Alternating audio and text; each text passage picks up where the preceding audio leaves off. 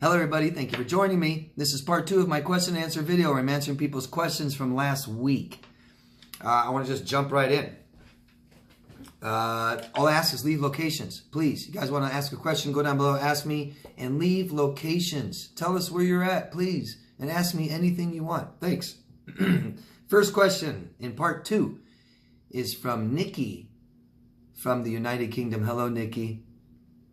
I wanted to ask you your take on how male BPDs can move from woman to next woman and attain sexual relations with them, even though they literally are not attracted to the new supply, but are just using them for somewhere to live, etc. I know they use their bodies to achieve their goals.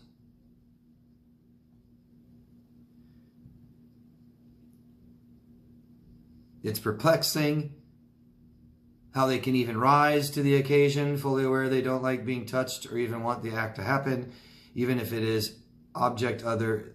So, like that the people that have just sex with people over and over again, or like serial dating, stuff like that, it's hormonal, for one. One aspect, major facet is it's hormonal. They get addicted to this. So they meet somebody, the few feel-good hormones rise, and it feels great, and then that's all it is. And after, real quick, it could be right after orgasm, it could be a week, it could be a month, it starts to fall.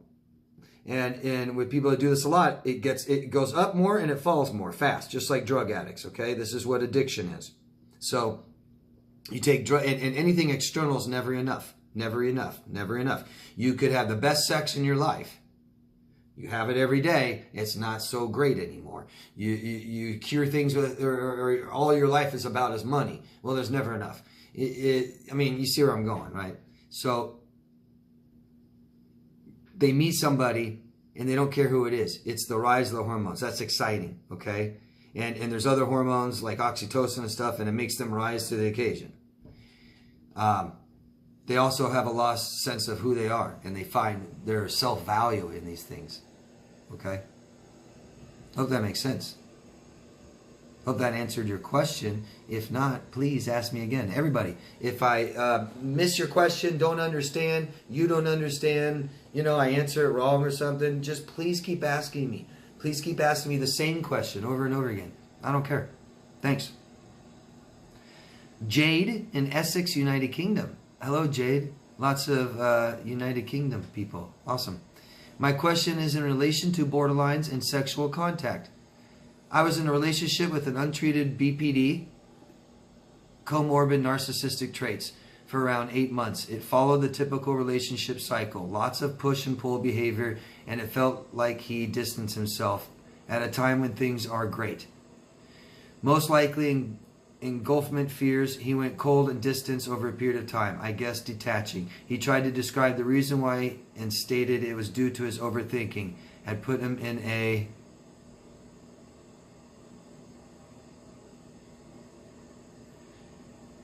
place where we can't work. He didn't want it to happen, didn't think it would. He stated the trigger was due to the fact we gotten close, so maybe abandonment fears also. He said he had shut down on me. This is so... 5 pages. 5 pages questions. Guys, I can't read the backstories of people's lives for 10, 15 minutes. I can't do that. It's just real easy. Just ask me the question. So the question...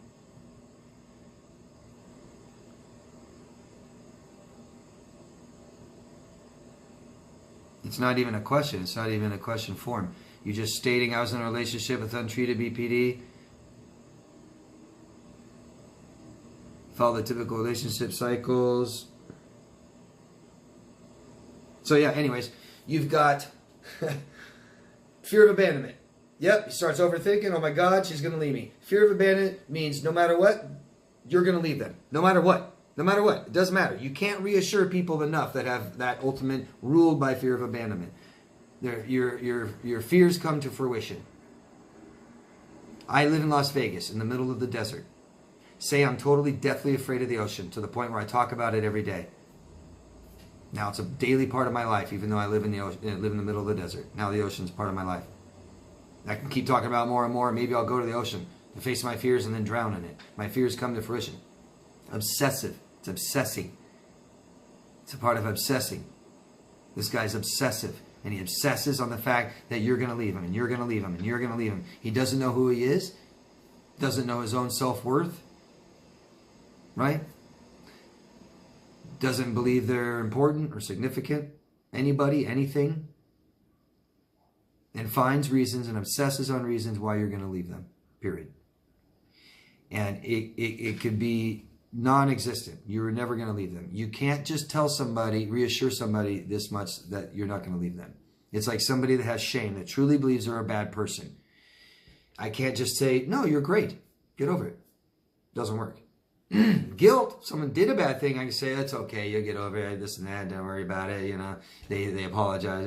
But you can't tell somebody, hey, stop being ashamed. Just like you can't reassure someone that's ruled by fear of abandonment. And so what happens is they want to abandon you first. They're going to abandon you first. I can't let them abandon me. So it's so important. Now, no one wants people to leave them if you care about them. I've had girlfriends recently that, you know, that I know it's not going to work and I don't want them to leave me, but I remain vulnerable and I don't say anything and I let them maybe tell me it's over, right? That's fine. You know, it sucks, but I'm not ruled by it. If I was ruled by it, maybe she wasn't going to break up with me. But I just can't stop and I can't help it. I can't let that happen. What's the best way to make sure someone won't abandon you? Do it first. And what happens with a borderline is in relationships, at first we meet someone, who cares, right? We aren't that scared that they'll leave us. We aren't committed and we haven't invested. We can spend time with somebody and invest over time and we feel invested. And then the borderline abandons you. But they're also abandoning a part of themselves that they invested in the relationship. Their fears come to fruition. It's sad. It's sad. Thank you for your question. If I miss something, let me know. But try to shorten it, okay? I can't read all this to people. That's that long. And I don't, to answer that question, I don't need to know, you know, every little detail. Thanks. Julie from Wisconsin. Hello, Julie. I cared so much that, yes, it was always back and forth between us. I'd make him great meals, buy gifts, damn near anything to try harder and make things better. What did he do? How did he try? He doesn't have to try. He claimed he loves me, so this is trying. But in the end, I started realizing his actions were not matching his words. Perfect. I mean, I'm sorry, but I'm glad you noticed that. I slowly started realizing he was toying with me and the abuse was coming from every direction, including sexual. Big time. The withholding game began and started wondering what was wrong. Why, David? I'm guessing another control tactic. He was also and is what you classify as subtle abuse. It was slow and gradual and deliberate. He knew damn well what he was doing to twist my reality. Thank you again. Trying so hard to heal with so much to open up about. And yes, they try to suck the joy right out of you. Thank you very much. Oh,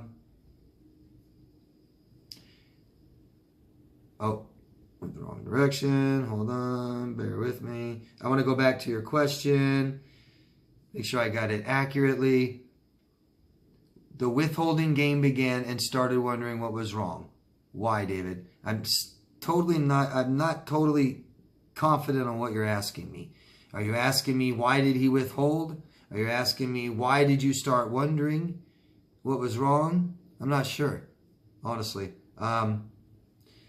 Withholding sex, there's all kinds of different reasons. It is control, and a lot of people have been hurt so much in their childhood. And you think of people who have been, lots of borderlines, have been molested, right? And when they do, they feel so out of control, they dissociate, right? They're so out of control. You do not want to make a child feel completely powerless and out of control. That's scary, man, for a child. And you'll hear people who rape people when they grow up. They rape other people or children. They abuse children and stuff like this. They kill people, murders. They'll say it's the first time or the only time they ever felt in control. That's why people do that. That's why hurt people start hurting other people. because they had their power taken. They're totally out of control, and it's a way for them the first time feel in control again. Withholding sex is a way to feel that they're in control. And they are, in a sense. You started wondering what was wrong with you. That's because your parents didn't love you unconditionally, and they put the emphasis and focus and attention and love as conditional depending on what you do. And that makes us feel like there's always something we can do, when a lot of times, often there's not. And we try to control things. That's where that comes from, that control again. Okay? I hope that makes sense. I'm glad you're seeing the truth. The truth heals us. Alrighty, next question is from Emily in Latvia. Hi, Emily. Thanks a lot for sharing your knowledge. Thank you. I have 2 questions. I'm currently no contact from my ex-covert narcissist. I keep writing journal about 12-year abuse I was living in. And why do I remember mostly bad things? How do I apologize to my daughters for being in toxic relationship for so long? My daughters are 12 years and 7 years old. Again, many thanks for helping so many people.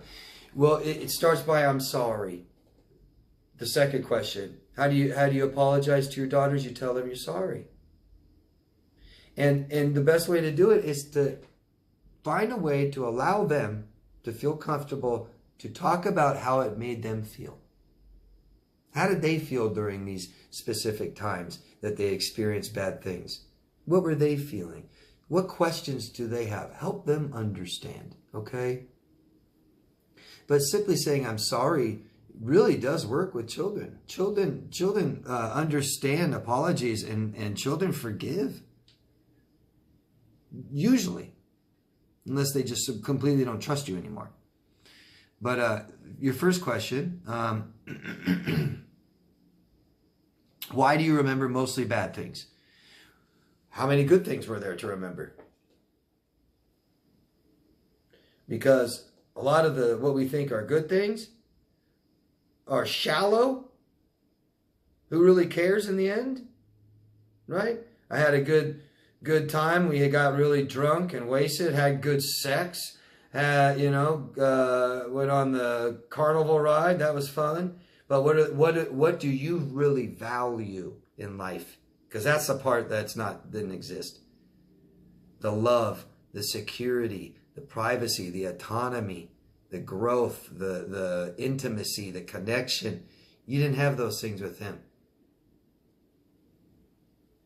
It was jealousy, envy, pain, suffering, hopelessness, helplessness. I mean, go down the list, right? So that's what you remember. You were lying to yourself. No more lying, right? Reality, here it is in your face.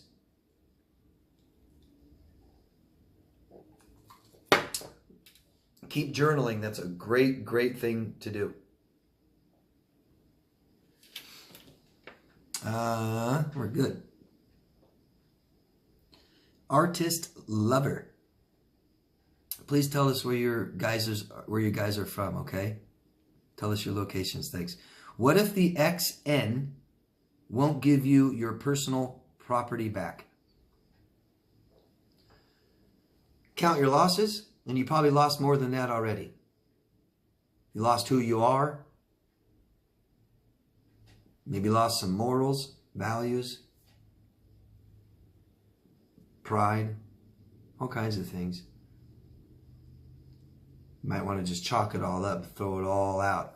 Throw the baby out with the bathwater, huh? How do you get property back from people? Ask for it back. If that stresses you out too much and you know they're not going to give it to you, then I wouldn't ask. Let them have it. You can, I don't know where you are, but you can take someone to small claims court on your own. Costs very little, depending where you are. You can have a lawyer serve them and sue them if you want. I don't know. Find out what your laws are if it's really that important to you. But I don't know what else you would think I have suggestions for. I mean, I'm not going to sit there and say, oh, this is how you trick them and tell them that, maybe give them some sex, maybe give them what they want and you get what you want. You're compromising yourself over things. Things don't last. You got to replace them anyways. Let it go is my best advice. How do you get it back? Ask, take it, or sue them. Thank you. Shaikh from India. Hello. Sorry if I'm saying your name wrong. Shaikh. I'm a 20-year-old male. You did say that you don't need much backstory to help, so I'll try to keep it as brief as I can. I was abused. My mother is a narcissist, and my father is a kind of borderline. Both are undiagnosed, but show all symptoms. So here I am. I've been in a mix of narcissist and borderline my whole life. But very recently, after studying so much about all this, I have calmed down. The huge emotions I used to face, I now recognize them, and I just regulate them through emotional regulation techniques I have learned. And also, I don't see myself superior to anyone anymore. Also, you said that in relationships, we need 3 things: security, privacy, and autonomy. You need more than that. Those are 3 emotional needs. You need, there's more, okay?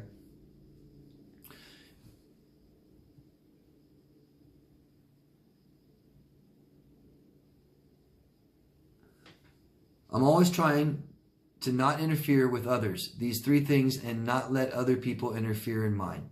Anyways, I was struggling my whole life with a lack of identity and no self-worth.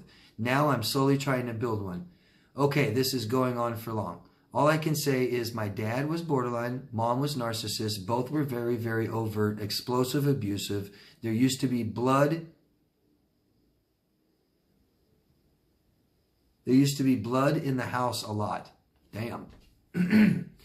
Dad cheated on mom. Mom made dad sit at home and didn't let him work for the rest of his life. He just sat at home and abused us while she worked.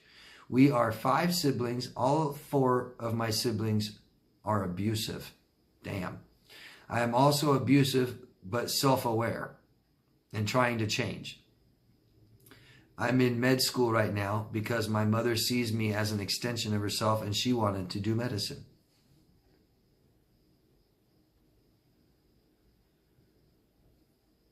So, oh well. Anyhow, being in the position I am in, how do I go about be a normal, healthy person, form my own identity, form healthy friendships and relationships, have a schedule? Like right now, I sleep a lot, play video games, and just don't study much. I have started studying a bit every day recently, but if you do have advice, I'd be happy to hear from you. You ready? Grab a pen. www.daviddemars.com. Go to it and hire me as a life coach. If you don't know how to do it yourself, ask for help. And this isn't the kind of help we ask for. Just asking me how to totally fix and change your entire life right now. That's what you're asking me. If you know that you do these bad behaviors, are you saying you can't stop them yourself? Because I don't know how I can't stop them for you either. Okay? But if you're willing to do what I tell you to do, I can probably help you. So maybe you just don't know how. I may know how. All right? But you're still going to have to do what I tell you. You're asking me, how do I be a normal, healthy person? There's so much involved to it. You have to heal from everything that hurts. You have to fully understand it. You have to realize all the things that you were neglected of, that you didn't learn, and teach yourself this. How to meet your emotional needs, how to have a happy, healthy relationship. You have to. These are things that are learned. That's like you asking me, how do I do calculus? And I just sit here and start teaching you how to do calculus. Okay? We all need help, guys. There ain't nobody that knows it all. No one on this planet. So sometime in your life, you're going to need help. We aren't born knowing crap, so we need a lot of help growing up. A lot of help growing up. And if you didn't get enough, get more. Okay? Help yourself by hiring somebody to help you. There is no other way. I mean, all my videos are about this, so keep watching all my videos. But there's so much more than I just tell you the information. You commit. One way to commit is hiring someone, using your hard-earned money, paying for it. That's investing more and more and more, right? Doing the things I tell you to do. That's more investing. You get so invested, you're so committed, I ain't stopping. I'm doing this, right? But I just tell you a big long list of stuff to do. You start doing it and you're like, nah, my parents neglected me, so I'm going to neglect myself. When I did this for free, I didn't help anybody. Anytime I try to help someone for free, it's horrible. Doesn't work. People that pay me, they heal. It's weird. It's weird. It's a commitment. It's an investment. And you are worthy of it. You need it. Clearly, you need some help. And you're worthy of it. If you don't go get the help and you just let it go like this, then you believe you're not worthy of it. And then you're not. That's here. You're totally worthy of it. Prove it. Show it. Then you are. Okay? I really know how to help people with these things, but your abusers are in your life. Are they? You know? What are you going to do about that? Our parents help guide us morally.